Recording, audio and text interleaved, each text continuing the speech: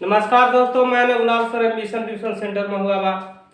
इसके पहले वाले वीडियो यानी कि पार्ट 1 में मैंने 4.1 का 1 नंबर के 8 हिस्सा बनाए थे। आज पार्ट 2 का वीडियो बना रहे हैं, जिसमें हिसाब नंबर 2 से चालू करेंगे। ठीक है, आप देखिए 1 नंबर हिसाब कर रहा है हमारा। एक आयताकार भूखंड का क्षेत्रफल 528 मीटर स्क्वायर है। क्षेत्रफल की लंबाई चौड़ाई के दुगुने से 1 अधिक है। भूखंड की लंबाई और चौड़ाई ज्ञात करें। अब देखिए, ध्यान दीजिए, सबसे पहले आयताकार भूखंड कैसा होता है? एक आयत के आकार का होता है। एक आयत के आकार का होता है। जैसे हम आयताकार खेत देखते हैं, आयताकार खेत देखते हैं तो देखिए, तो बीच के जगह का हम लोग क्षेत्रफल कहेंगे। तो क्षेत्रफल दिया है 528 मीटर स्क्वायर, 528 मीटर स्क्वायर। और कह रहा है यहाँ पे कि लंबाई यानी कि क्षेत्र की लंबाई चौड़ाई के दुगुने से 1 अधिक है। यानी कि हम लोग इसे चौड़ाई बोलेंगे, चौड़ाई। तो ये चौड़ाई है तो ये भी चौड़ाई हो जाएगा, चौड़ाई। अगर ये लंबाई है, लंबाई, तो ये भी लंबाई हो जाएगा, ये भी लंबाई हो जाएगा। यदि हम चौड़ाई को 1 मीटर मान लेते हैं, चौड़ाई को 1 मीटर मान लेते हैं, तो लंबाई कितना हो जाएगा? चौड़ाई के दुगुने से 1 अधिक। यानी कि कहने का अर्थ है कि जो यह लंबाई है यह हो जाएगा 2x + 1 मीटर, इतना अधिक हो जाएगा। चलिए देखिए, माना कि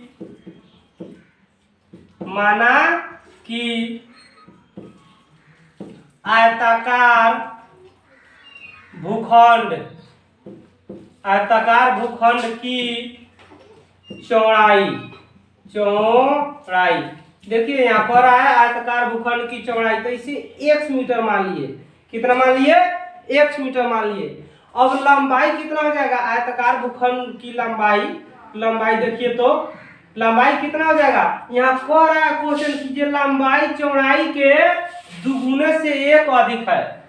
क्वेश्चन स्पष्ट कर रहा है, लंबाई चौड़ाई के दुगुने से 1 अधिक है। तो देखिए, तो चौड़ाई हम लोग x मान है, तो ये चौड़ाई हो गया। चौड़ाई इसके दुगुने यानी कि इसमें 2 से गुना कर दिए तो दुगुना हो गया, और 1 अधिक है तो 1 जोड़ दिए, कितना मीटर हो गया? लंबाई कितना हो गया? चौड़ाई के दुगुने से 1 अधिक हो गया। अब देखिए यहाँ पर आयताकार भूखंड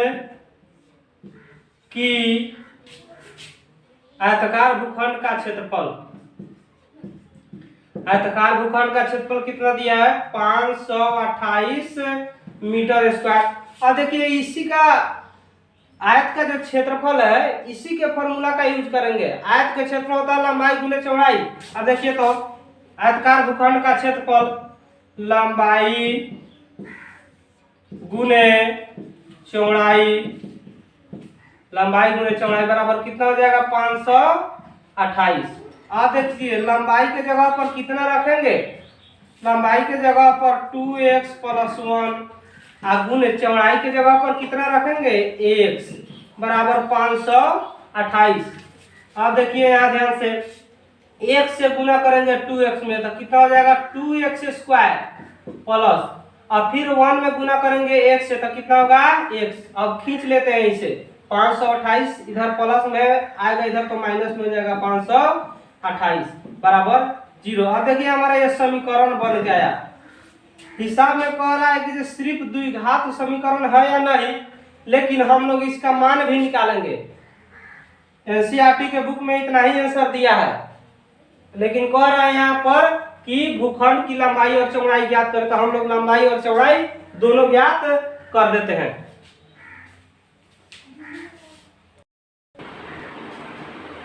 इतना हमारा समीकरण आया।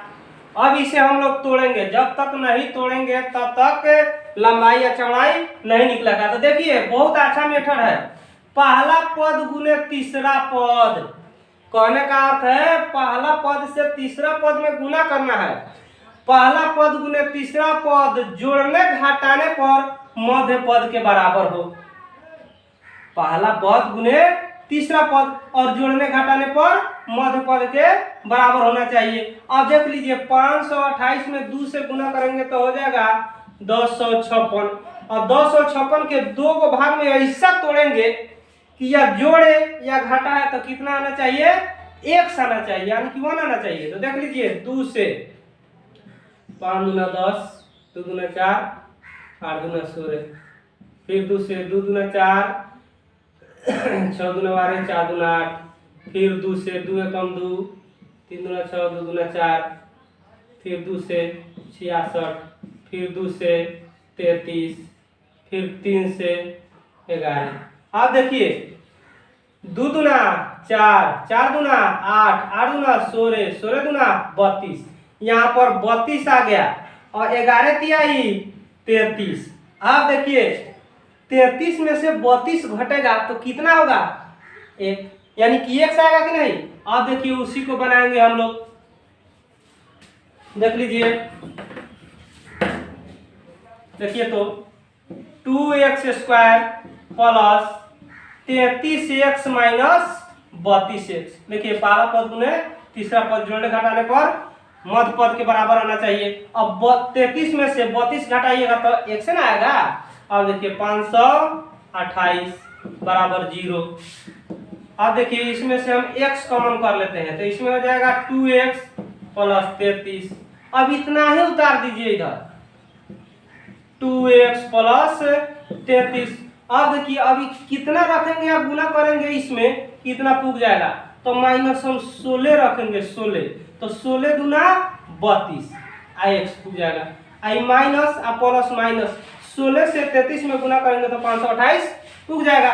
आप देखिए एगो x और उसके बाद माइनस 16, तो x माइनस 16, उसके बाद इसमें से एक 2x प्लस 33 बराबर 0। आप देखिए x माइनस 16 बराबर 0, इसीलिए x बराबर 16। अब इसका निकाल रहे हैं 2x प्लस 33 बराबर 0। फिर देखिए 2x बराबर प्लस में है तो माइनस में हो जाएगा, माइनस 33।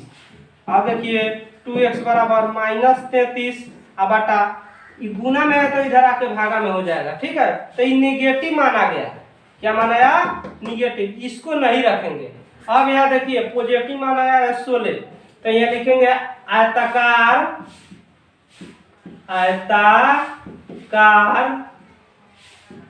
भूखंड, भूखंड की चौड़ाई, हम लोग चौड़ाई कितना माने हैं, x, यानी कि 16 मीटर हो जाएगा। और उसके बाद लंबाई कितना हो जाएगा, लंबाई, आयताकार भूखंड की लंबाई कितना हो जाएगा, तो कितना माने 2x प्लस 1, यानी कि 2x प्लस 1। अब देखिएगा थोड़ा जगह का कमी है इधर। अब देखिए 2x के जगह पर 16 और प्लस 1, फिर हो जाएगा 16 दूना 32 प्लस 1, यानी कि 33 मीटर। यही आपका आंसर हो जाएगा।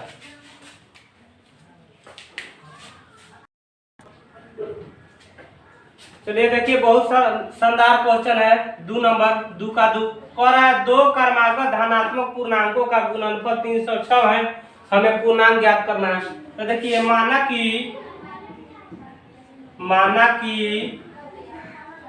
पहला धनात्मक पूर्णांक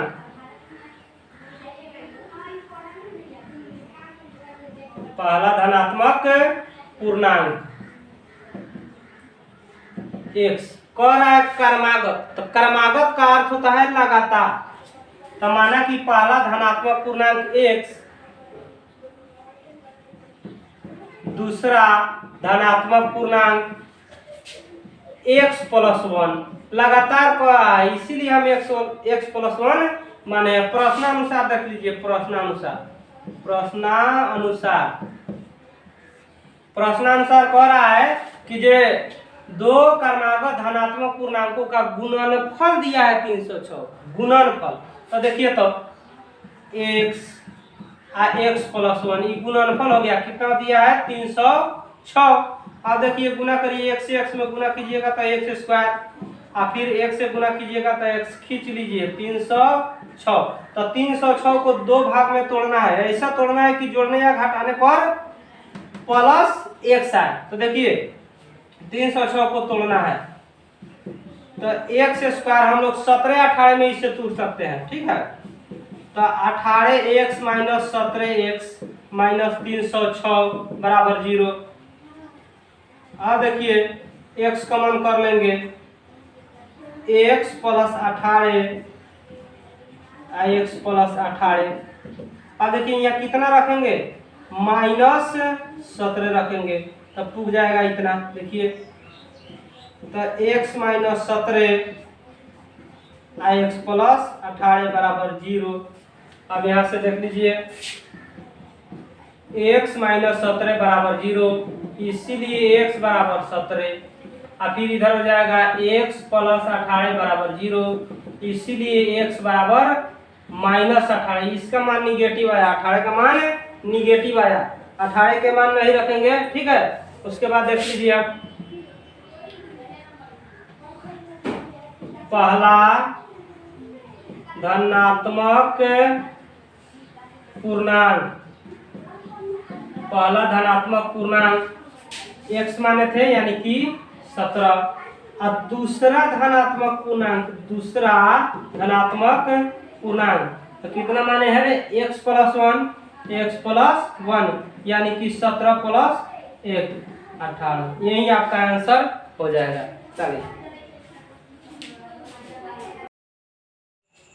चलिए 3 नंबर क्वेश्चन लिखिए। क्वेश्चन कह रहा है, समझिए क्वेश्चन को अच्छा से समझिएगा एकदम बन जाएगा। कह रहा है रोहन की माँ उससे 26 वर्ष बड़ी है।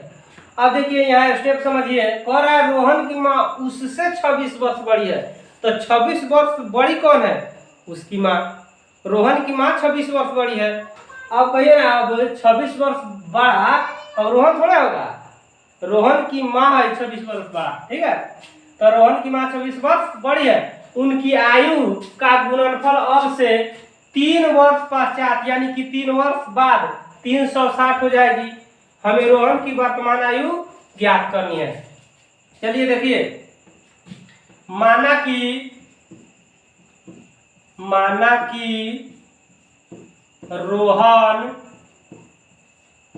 रोहन की वर्तमान आयु, माना कि रोहन की वर्तमान आयु 1 वर्ष। अब रोहन की माँ की, देखिए रोहन की यानी कि माँ की वर्तमान आयु कितना हो जाएगा, 26 वर्ष बड़ी है।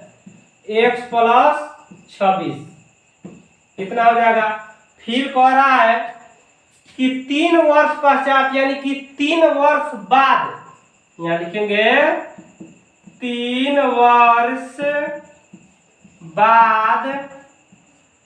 वर्ष बाद रोहन की आयु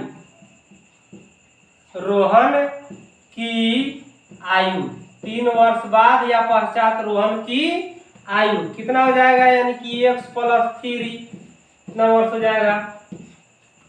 और फिर कह रहा है 3 वर्ष बाद उसकी माँ यानी कि रोहन की माँ की आयु।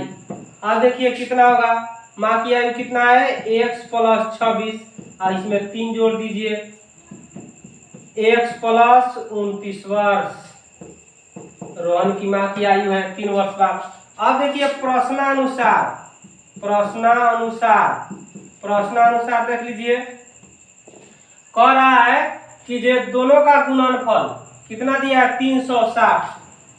अब देखिए तो प्रश्नानुसार x प्लस 3 यानी कि रोहन का आयु हुआ, उसके बाद उसकी माँ की कितना है x प्लस 29। अब देखिए 360।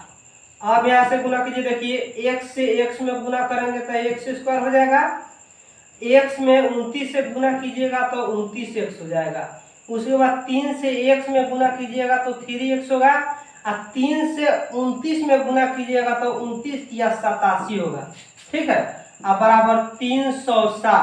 अब देखिए यहाँ पर x स्क्वायर प्लस 29 और 3 32x अब प्लस 87 या माइनस कीजिए इधर माइनस 360। आप देख लीजिए यहाँ एक्स स्क्वायर प्लस 32x, घटाइएगा तो 273 आ जाएगा बराबर 0। अब यहाँ से देख लीजिए, अब इसे तोड़ेंगे, पहला पद गुने तीसरा पद जोड़ने घटाने पर मध्य पद के बराबर आना चाहिए।